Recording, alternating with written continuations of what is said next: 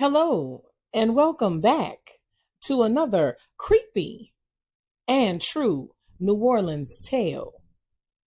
This tale takes us back to 1940s New Orleans, down on St. Anne Street, in a quaint little neighborhood in the 6th Ward, where we find Theodore Couillon, a very attractive, very charming young man, a real ladies' man. So sit back, relax, and enjoy this creepy New Orleans tale. In the years just after World War II, New Orleans was a city alive with music, laughter, and secrets whispered in the shadows of gas lamps. No man lived more freely nor more dangerously than Theodore Couillon. Handsome, smooth talking, and a true ladies' man, Theodore was rarely without a companion. Some of those companions, however, happened to be married women. And one night he paid the price for it, beaten nearly to death by a jealous husband. Theodore awoke, battered and humbled, and for the first time in his life, he wondered if it was time to settle down. That was when he met Melody. She lived quietly with her widowed mother in a modest home in the same area. Unlike others, Melody was not dazzled by Theodore's charm. She was gentle, thoughtful, and cautious. And for that very reason, Theodore found himself drawn to her. After months of courting, he asked for her hand in marriage. Melody said yes, and the newlyweds moved into her mother's home, where happiness seemed for a time within reach. But happiness is quite often a very fragile thing. When Melody struggled to conceive, strain crept into their marriage. Theodore began spending more time out at night, while whispers of his old ways began to swirl once more. Melody confronted him, trembling with both fear and anger, but Theodore denied it all. Then, one day, a stranger arrived at their doorstep, a woman with a rounded belly who claimed Theodore was the father. Melody's world shattered. Her mother's fury burned hotter than the sun. And Theodore, he offered neither apology nor explanation.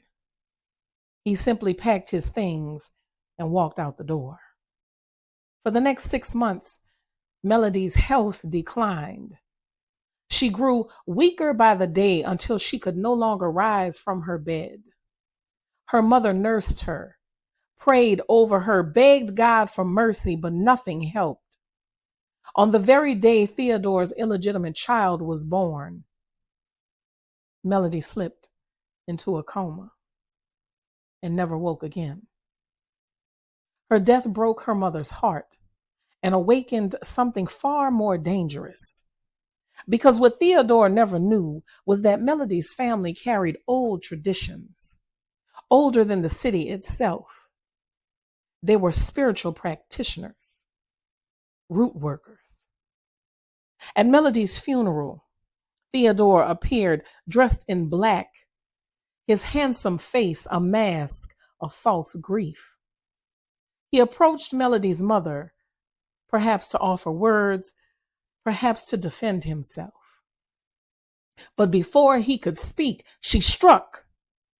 She flung a dark, oily substance into his face and hissed words that chilled every soul within earshot. I knew what you were the moment I saw you. My daughter loved you, and you destroyed her. Your wandering eyes, your wandering heart, they've taken her life. But you will wander no more, Theodore Couillon. These streets will never see you walking on 2 feet ever again. Theodore screamed.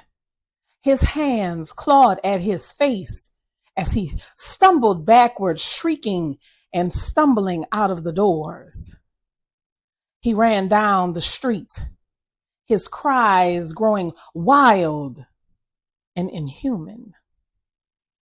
That was the last anyone ever saw of him on 2 feet.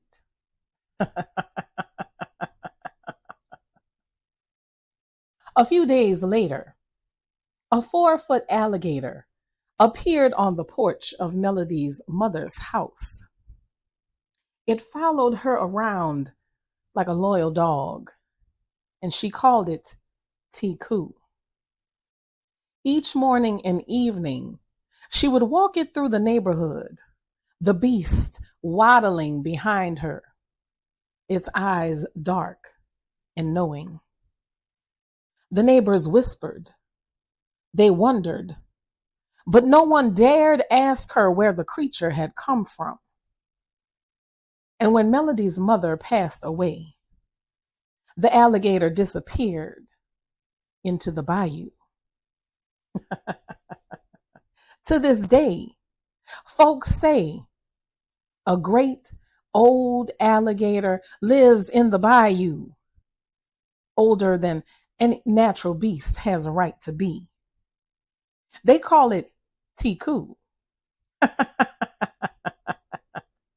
And their theory is that if you look too long at another man's wife, just don't. Keep your eyes shut or in the opposite direction. Otherwise, you just might end up swimming in the same bayou with TECOU.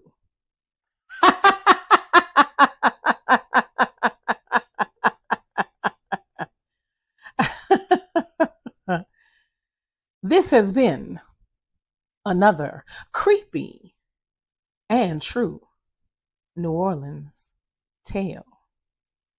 I'll see you next time.